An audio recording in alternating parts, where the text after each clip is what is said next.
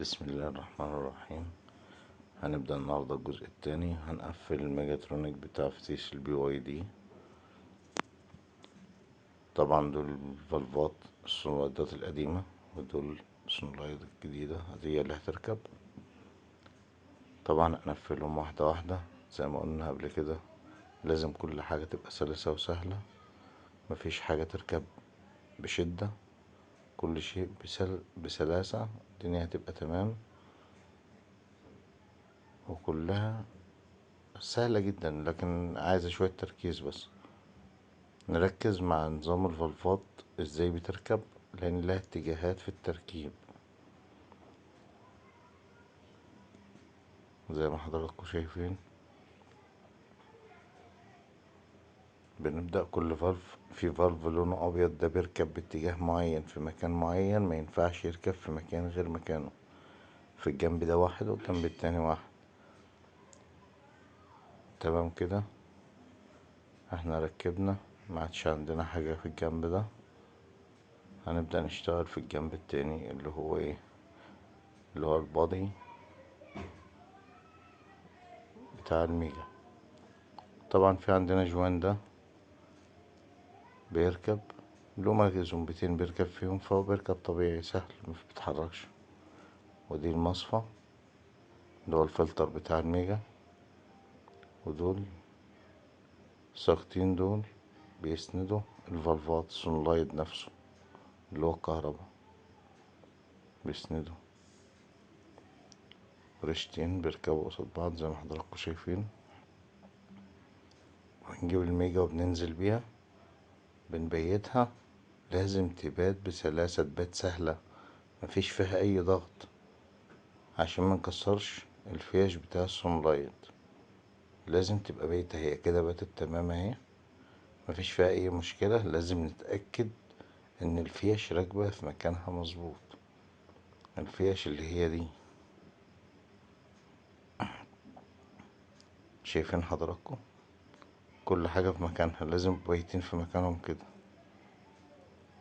تمام، هنبدأ نقفل نربط دي ونرجع لكم تاني.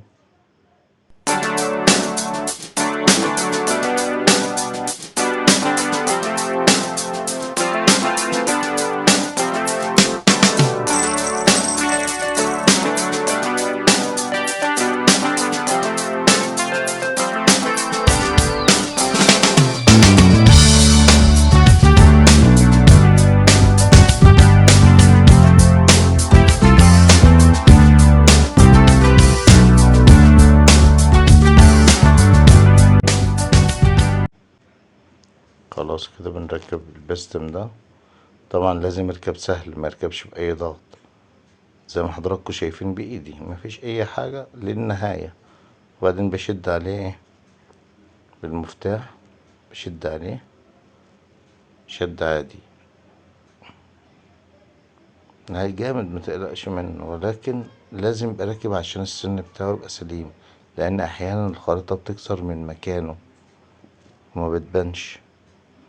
هنركب بقى الموتور بتاع الهيدروليك.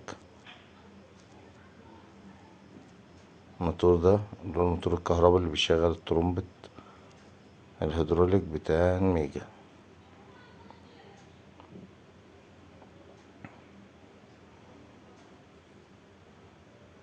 زي ما حضراتكم شايفين كده، انا بشرح كل حاجة ببساطة وسهلة جدا عشان الكل يستفيد، وكل ايه تبقى واضحة له الرؤية. في اي ملحوظة اي شيء، الوصف في الوصف موجود اللينك بتاعي في الصفحة. كلموني اي حاجة، اي مشكلة، اي خلل عند اي حد، انا تحت امركم وهرد عليكم على طول. طبعا الطرمبة بتركب، انا اقدر اركبها كده، ولكن عشان برضو ايه تبقى واضحة قدامكم، فهضطر افك ايه البستم ده عشان اركبه، عشان تبقى واضحة قدام منكم بس وانا بركب. لكن انا بقدر اركبها وهي زي ما هي كده، المكان واسع مش ضيق ولا حاجة. دي فيها استك هنا، لازم ايه تخلوا بالكم منه. طبعا ديت فيها حتة مشطوفة كده، لازم تركب في مكانها مظبوط، نلفها سنة بحيث ان هي تركب في مكانها مرتاح، والاستك نتأكد منه. طبعا دي بمسمار هنربطهم.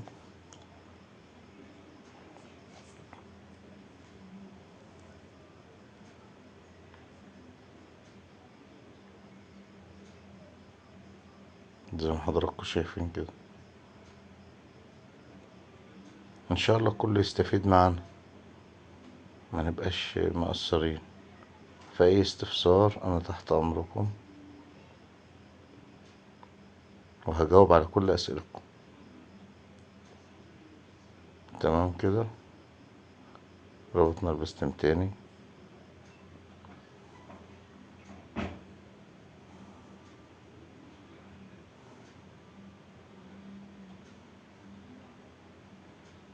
خلاص كده خلصنا. عندي سلكي ده بس هيتربط.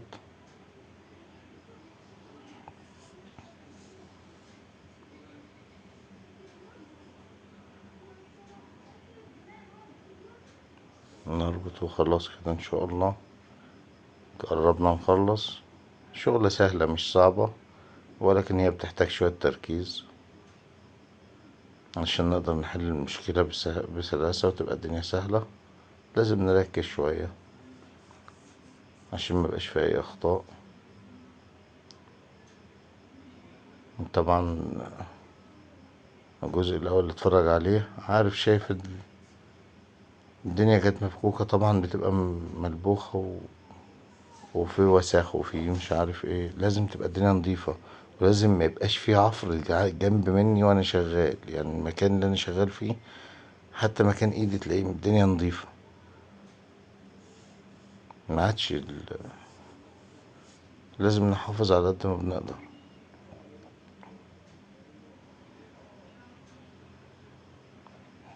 زي ما حضراتكم شفتوا السنريدات كلها كانت مليانة وسخ ازاي. لازم تبقى نظيفة، لازم تبقى الدنيا كلها نظيفة جوه في قلب المية. تمام كده احنا خلصنا. لسه عندي ايه، نأمن عليهم. لسه ما عادش عندي اللقطة.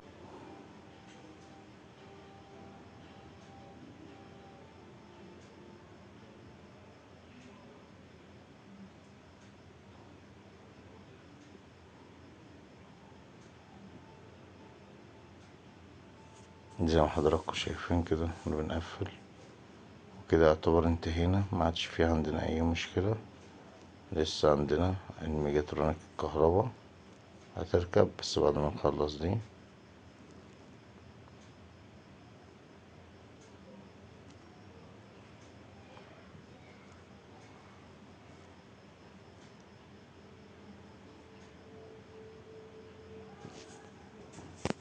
يا رب الكل يكون استفاد ويكون قدرت اوصل المعلومة. وبعد اذنكم يعني اللي محتاج اي استفسار في اي شيء بالنسبة للفتيس الاوتوماتيك يكلمني، ومفيش اي احراج، وعادي وهجاوب على كل الاسئلة. واي حد محتاج اي حاجة انا تحت امره.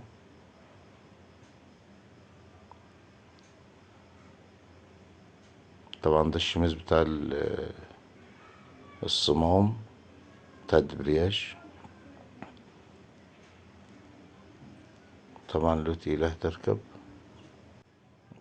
زي ما حضراتكم شايفين لازم كل حاجة تبقى مظبوطة، نتأكد عليها مظبوط.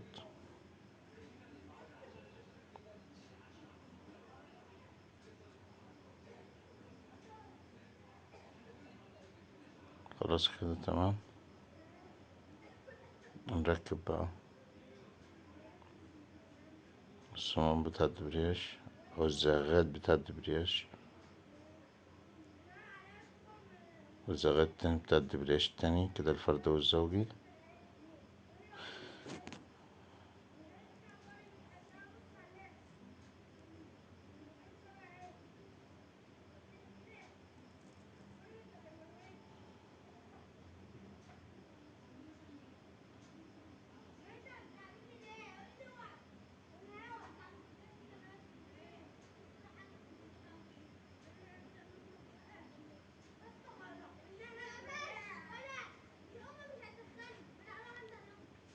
وبشرح كل حاجة سهلة، وعايز الكل يستفيد والله.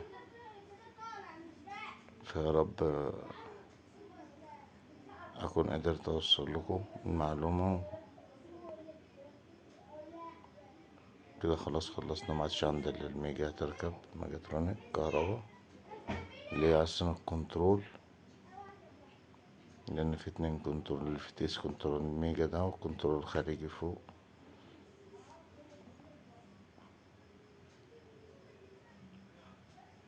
الاتنين خاصين نتأكد بس من الكاوتشية اللي تحت الميجا دي لازم تبقى راكبة في مكانها.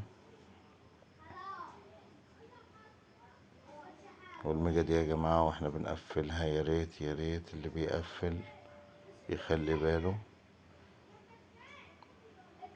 تركب سهلة جدا، ونطمن على الاستك بتاعنا ان هو سليم.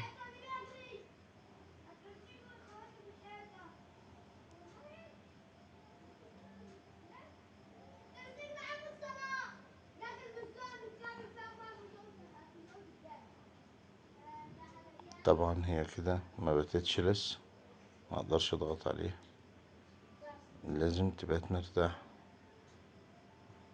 هي لها زومبتين، وفي زومبة تحت الفيشة، في زومبة. هي طبعا كده باتت من جنب والتاني لسه ما باتش، فبضطر ان ايه، مادام ما باتتش لازم اطلعها من الجنب اللي نزلت منه الاول واظبطه.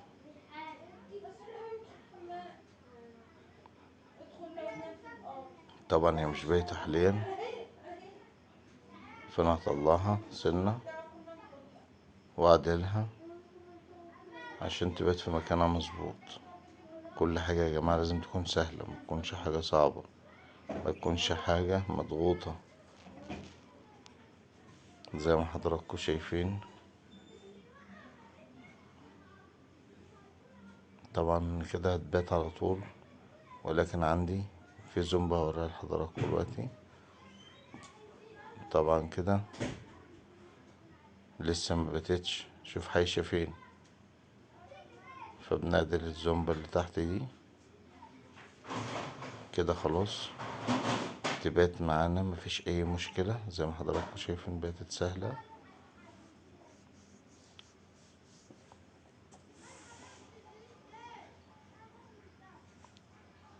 وكده نقدر نقول لكم ان احنا كده خلصنا. ما عادش عندنا طبعا الا الزيت. طبعا لما بتيجي تركب بنحط لها الزيت بتاعها وبنظبط ضغطها.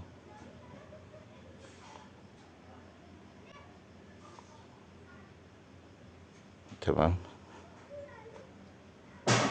يا ريت الكل يكون استفاد من العمل اللي انا عملته، ودعواتكم لينا بالتوفيق، وربنا يوفقنا جميعا. يا جماعة مفيش حد يتحرج، اي حد محتاج اي استفسار في اي وقت يكلمني، مفيش اي مشكلة، انا تحت امركم.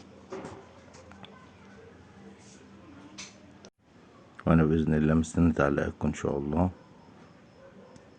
السلام عليكم ورحمة الله وبركاته، واسيبكم تكملوا الفيديو ان شاء الله. ربنا يوفق الجميع يا رب.